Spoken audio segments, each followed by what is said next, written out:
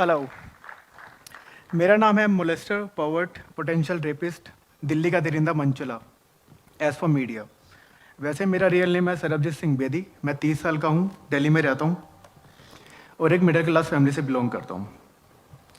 4 साल पहले एक लड़की ने मेरी फ़ोटो क्लिक करी और social media like Facebook Twitter पे पोस्ट कर दी और उस फोटो के साथ लिख दिया इतना कुछ कि मैंने उसको छेड़ा, उसे मारने की धमकी दी, उस पर गंदे कमेंट्स पास किए। दरअसल 4 साल पहले की बात है। मैं अपनी बाइक पर था और ट्रैफिक सिग्नल रेड। एक लड़की ने मुझे रोका। मैंने उनको आराम से इज्जत से बोला कि मैम आप अपना चले जाओ, मुझे इधर जाना है। इसी बात पे उन्होंने मेरी फ़ोटो क्लिक करी और बोला कि अब देख, जब तेरे घर पुलिस आएगी तब तुझे पता चलेगा। ये चीज़ देख के जब हमारी कॉन्वर्सेशन छोटी सी हुई, उसके कुछ फ्रेंड्स हमारी तरफ आए। तो जब उनको मैंने देखा आते हुए तो मैंने उनको बोला कि ये क्या बदतमीज़ी है, लड़की ने फ़ोटो क्यों कैप्चर करी। उन्होंने मुझे विश्वास दिलाया कि तुम यहाँ से चले जाओ, तुम्हारी फ़ोटो हम रिमूव करवा देंगे। वो बातों पे ट्रस्ट करके मैं वहाँ से चला गया। रात को घर आया, मैंने मम्मा को सारी बात एक्सप्लेन करी कि मम्मी आज मार्केट में जाते हुए ऐसी ऐसी बात मेरे साथ हो गई। उसके बाद मम्मी परेशान हुए थोड़ा सा। मैंने सब कुछ समझाया उनको। लेट नाइट हमने अपना डिनर फिनिश किया, बेड पे आ गए। मम्मा सोने चले गए। मम्मा के फ़ोन पे एक रिलेटिव का फ़ोन आया। उन्होंने बताया कि जब मैंने फ़ोन पिक किया, उनको मैंने सिर्फ सत श्री अकाल बोली, सत श्री अकाल। उन्होंने आगे से गुस्से में बोला, ओए तू बाहर लड़कियां छेड़ता है। मैंने कहा ऐसी कोई बात नहीं हुई, मैंने किसी को नहीं छेड़ा, जो भी आपको सुनाई दिया या आपने सुना है वो गलत है। फिर ये सुन के आवाज़ मम्मा उठ गए। मम्मा ने बोला फ़ोन मुझे दे, मैं बात करती हूँ।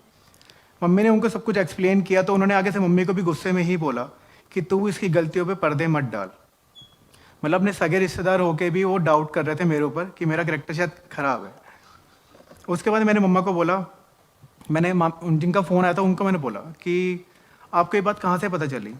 तो उन्होंने बताया कि तेरी एक फ़ोटो है जिस पे तू बाइक पे बैठा, तूने रेड कैप वेयर की हुई है और वो वायरल हो रही है। उसके साथ इतना कुछ लिखा हुआ है कि तूने एक लड़की छेड़ी बाहर रोड पे।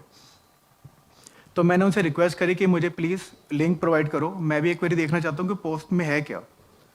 जब उन्होंने लिंक प्रोवाइड किया तो मैं अपने बेड पे बैठा रह गया। वो पोस्ट सेम नाइट 30-35 हज़ार शेयर हो चुकी थी। और जब मैंने पोस्ट खोल के देखी तो उस पोस्ट में इतनी लोगों ने अब्यूज़ करा हुआ था, इतनी गालियाँ लिखी हुई थी। तो मैंने सोचा कि जब वो लड़की झूठ इतना फैला रही है तो मैं ऐसा क्या करूं कि मेरी इमेज थोड़ी साफ हो जाए। मैंने उस कमेंट्स के नीचे रिप्लाईज करना शुरू कर दिया। रिप्लाईज तो मैंने कर दिया, मैं थोड़ा खुशी भी हो रहा था कि चलो लोगों को मैं अपनी बात बता रहा हूँ, बट वो मेरी गलती थी। लोगों ने मुझे मैसेंजर पे वॉइस नोट भेजने शुरू कर दिए जिसमें क्लियर उन्होंने अब्यूज़ करा। उन्होंने बोला कि तुम बाहर कर रहे हो, सड़कों पे कर रहे हो, अपने घर से शुरुआत करो। ये लोगों की थिंकिंग थी। मैं काफ़ी अपसेट हुआ। मैंने मम्मा को बोला 12:30 बजे के अराउंड रात को कि अभी पुलिस स्टेशन चलते हैं, लड़की के अगेंस्ट कंप्लेंट करके आते हैं। और मैंने कहा लेट हो गया काफ़ी, तो सुबह चलेंगे। मैं कहा ठीक है। अगली मॉर्निंग हुई, मैं मम्मा पापा हम तीनों थाने की तरफ गए। थाने के बाहर पहुँचे, बाहर ही खड़े थे, अंदर नहीं गए। काफ़ी भीड़ थी वहाँ पे, मीडिया थी, काफ़ी लोग थे। तो पापा ने बोला तुम लोग बाहर रुको, मैं देख के आता हूँ अंदर ये मीडिया किसके लिए आई है, अंदर क्या हो रहा है। पापा गए और जब बाहर वापस आए, मेरा निकनेम हनी है, तो पापा ने बोला मीडिया हनी तेरे लिए आई है, तेरी सर्चिंग हो रही है, तेरे अगेंस्ट अरेस्ट वारंट इशू हो चुका है। तो थोड़ा सी घबराहट हुई। मम्मी ने बोला एक काम कर, तू अभी मामा जी के घर चला जा, हम तेरी बेल का अरेंजमेंट करके आते हैं। इस बीच मुझे मेरे ऑफिस से फ़ोन आ गया। जैसे मैंने फ़ोन पिक किया, मैंने उनको बोला कि आज मैं कहीं इमरजेंसी में हूँ, मैं ऑफिस नहीं आ पाऊँगा। आगे से मुझे रिप्लाई आता है, हमें पता है तू कहाँ पे बिज़ी है, सर को पता चल गया कि तू क्या कर रहा है और तेरी वजह से हमारी कंपनी का नाम काफ़ी ख़राब हो रहा है, अब तुझे ऑफिस आने की ज़रूरत ही नहीं है। जिनके साथ 3-4 साल से मैं काम कर रहा हूँ वही मुझे पहचानने से मना कर रहा है कि मेरा एक्चुअल में करेक्टर है क्या। अगले दिन मेरी अरेस्टिंग हुई, मुझे पुलिस ने अरेस्ट किया, थाने लेके गए। मेरे लिए मास्क रेडी किया गया कि मीडिया को दिखाना था कि दिल्ली का दरिंदा जो मंचले हैं आजकल घूम रहे हैं, उनको हमने अरेस्ट कर लिया। मेरा फेस कवर किया गया मास्क से। पुलिस वाले ऐसे करके हाथ ग्रिप बनाते हैं हाथों की, पकड़ के मुझे लेके गए मीडिया के सामने। मैंने अपनी मम्मी पापा को एक साइड कॉर्नर में खड़ा होता रोते हुए देखा। उस टाइम मेरा ट्रायल हुआ, मुझे वापस लेके गए। एक रूम में मुझे, मेरी मम्मी पापा को बिठाया और 2-3 सीनियर ऑफिसर्स थे। मंदिर से पंडित जी को, गुरुद्वारे से भाई जी को, चर्च से जो सिस्टर्स हैं उनको, मौलवीज को, उनको बुलाया गया। चारों धर्मों के ग्रंथों को बुलाया गया जो ज्ञान देते हैं। उन्होंने मुझे 1 घंटा टॉर्चर किया। उन्होंने मुझे ऐसी ऐसी चीज़ें सुनाई कि जो आपकी लड़कियों को लेके इमेज है, जो आप सोचते हो, आप उनको छेड़ने के आपके दिल में ख्याल आते हैं।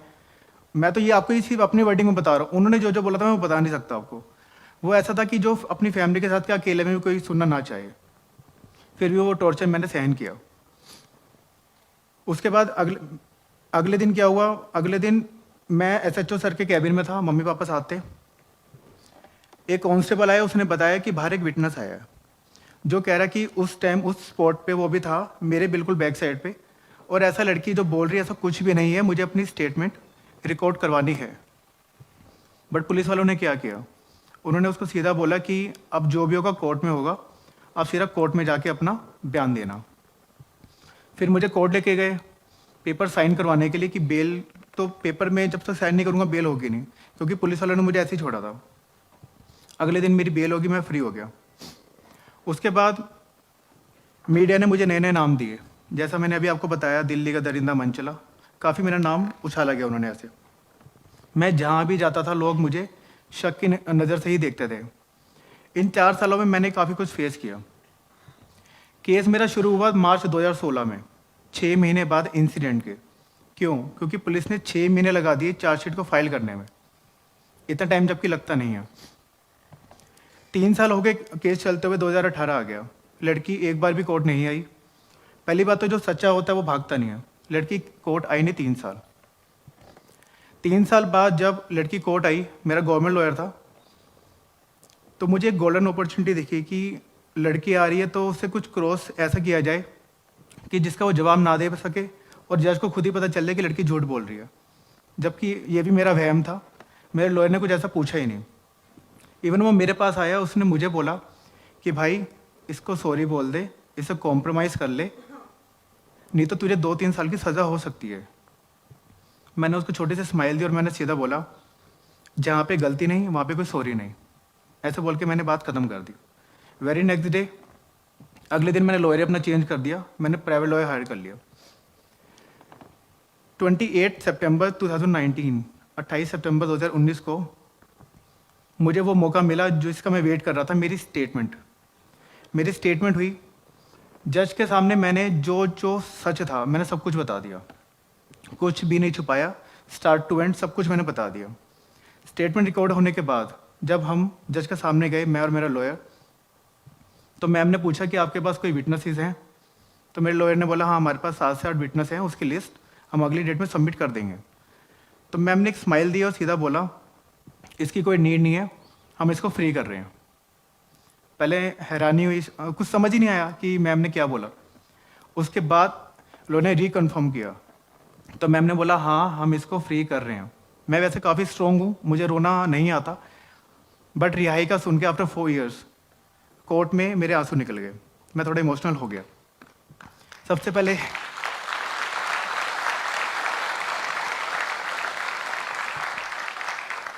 Thank you. सबसे पहले मैंने मम्मी को फ़ोन किया कि मम्मी मैं फ्री हो गया, मुझे दोबारा कोर्ट की शक्ल नहीं देखनी पड़ेगी। इन 4 सालों में मैंने काफ़ी कुछ खोया। जहाँ भी जाता था लोग सिर्फ यही बोलते थे कि ये वही लड़का है जिसने लड़की छेड़ी है, तिलक नगर वाला लड़का। कोई ये नहीं कहता था कि ये वो लड़का है जिसके ऊपर लड़की ने फेक केस किया है, ऐसा कोई नहीं कहता था। मीडिया, क्या मीडिया जो आपको दिखाती है वो सच होता है? नहीं। क्या मीडिया जो आपको वायरल, जो चीज़ें वायरल होती हैं, वीडियोस या कुछ भी होता है, उसको सच मान लेना चाहिए? ऐसा कुछ नहीं है, ये सब गलत फहमी है, हमारा दिमाग का वहम है। मेरा निकनेम है हनी। मीडिया वहाँ पे दिखाती है सनी। जो मीडिया सच्चा नाम नहीं दिखा सकती वो आपको सच्चाई क्या दिखाएगी, राइट?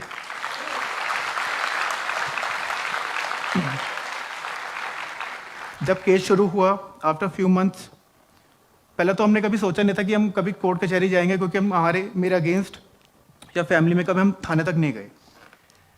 केस होने वाला था, मेरे पापा परेशान थे। आफ्टर फ्यू मंथ्स मेरे पापा को मेजर हार्ट अटैक आया। लकीली उनको हम टाइम से हॉस्पिटल ले गए तो वो बच गए। फिर थोड़े टाइम के बाद पता चला कि मम्मी भी डिप्रेशन की पेशेंट हो गई हैं। केस का मेरे ऊपर इतना प्रेशर नहीं था क्योंकि मुझे पता था झूठा केस है, आज नहीं तो 2 साल बाद 4 साल बाद ख़त्म होगा, इतना मैंने पेशेंस रखा हुआ था। बट फैमिली को देख के मैं थोड़ा टूटता जा रहा था कि अब मैं कैसे क्या करूँगा। अप्स डाउन सब हो रहा था, जॉब मिल रही थी, जॉब जा रही थी, जॉब मिल रही थी, इसी केस की वजह से, क्योंकि लोग फेस नहीं भूल पा रहे थे, क्योंकि छोटा केस नहीं था ये। उसके बाद काफ़ी स्ट्रगल किया, एक जॉब लगी, फिर जो मैंने बताया कि मैंने प्राइवेट लॉयर हायर किया, वो आफ्टर उस जॉब के बाद मैंने प्राइवेट लॉयर हायर किया था। काफ़ी कुछ देखना पड़ा जो ना चाहते हुए भी बता नहीं सकते हम। हालांकि मैं कुछ बातें शेयर करना चाहूँगा आपके साथ अपने दिल की, जो मैंने खुद, मेरे थॉट्स हैं। अगर आपकी लाइफ में कुछ ऐसी सिचुएशन आती है कभी भी, तो आप हिम्मत मत हारो, अपनी सोच से काम लो, क्योंकि हमारे पास वो पावर है जो उस गलत चीज़ को मिटा सकती है, अगर आप सोच के करें तो। सेकंड, सॉरी बोलना, माफ़ी मांगना। अगर आप गलत हो तो आप माफ़ी मांगना सीखो। जो लोग माफ़ी नहीं मांगते उनके दिल में हमेशा गिल्ट रहता है, और उस गिल्ट से छुटकारा आपको माफ़ी दिलवा सकती है।